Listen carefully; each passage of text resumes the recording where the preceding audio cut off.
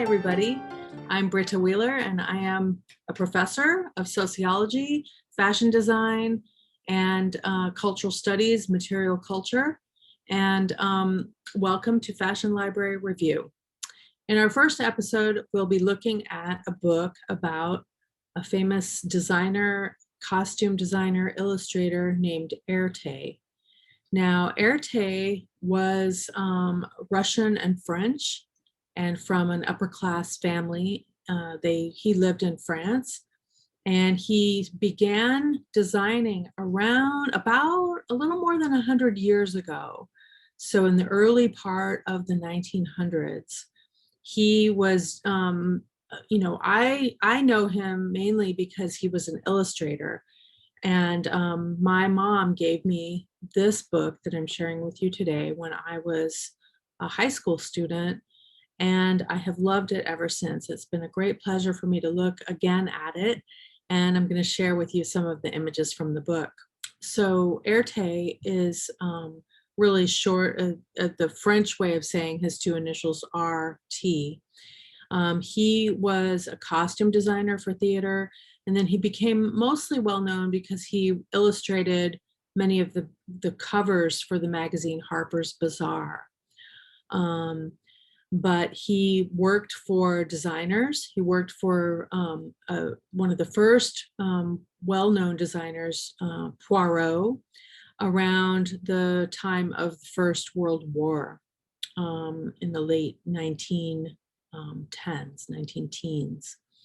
And so he was really active from the late 1916, 17, 18, in and around there, 1919, through the 1920s into the 1930s. But he lived to be quite an old person and died around 1990. I think he was like 96 when he died. But that period of time, after World War I, and then up until 1929, so that good 10-year period was called the Roaring Twenties, and I'm sure you've heard of it.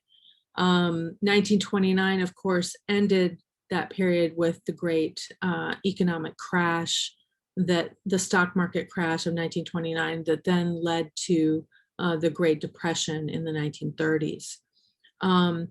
But the 1920s was called the Roaring Twenties, and it's an interesting period for fashion because it was the period in which women cut their hair off and stopped wearing corsets. So it was a really liberating time for women. In the United States, it was also a time of when alcohol was illegal, a period called Prohibition. But there were a lot of underground illegal clubs where people would drink alcohol and dance. And one of the iconic characters of that time is called the Flapper. And that was a woman who with bobbed hair. You can see I have a bob haircut, which is kind of a classic style these days. But back in those days, it was kind of a radical youth culture hairstyle, because before that time, the women and the girls, the young women and older women too, grew their hair really long and wore it all pulled up in different styles. So when the women bobbed their hair, which basically meant cutting it off, that was like a rebellious act. And along with letting go of the corset, of course, you know what a corset is, right? It's a piece of clothing, an undergarment that basically is very tight, and you pull it tighter so that your waist looks smaller, and you can hold yourself in. And that garment also was very constricting, if you can imagine, if you've ever worn one. It's very constricting, hard to breathe, hard to really be an active person. Anytime there is an extreme change, right? So these young women, and I don't know the whole story, I should find it out, but Erte is documenting his version of it, which is a very upper class version.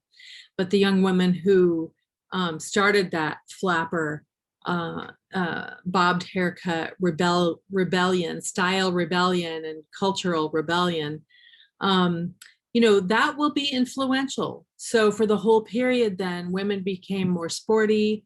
They fought for women's rights at that time. They began wearing bloomers under their dresses so that they could be more active, ride bicycles, play tennis, be sporty, play sports. And so a lot of that was about them becoming more equal. Now, when you look at the drawings by Erte, he's really portraying a fantasy. And I think he did make some of these garments because he was designing costumes for theater in Paris, and he was also a sculptor. And but a lot of these drawings are really just fantastical ideas, and they represent a kind of upper class person, a little bit androgynous, right? And that means sometimes it's hard to tell if it's a boy or a girl. And at that period, with the girls cutting their hair, androgyny was kind of a high fashion statement. And so, as we go through these images, you'll start to see just how amazing and beautiful these drawings are. I hope you enjoy.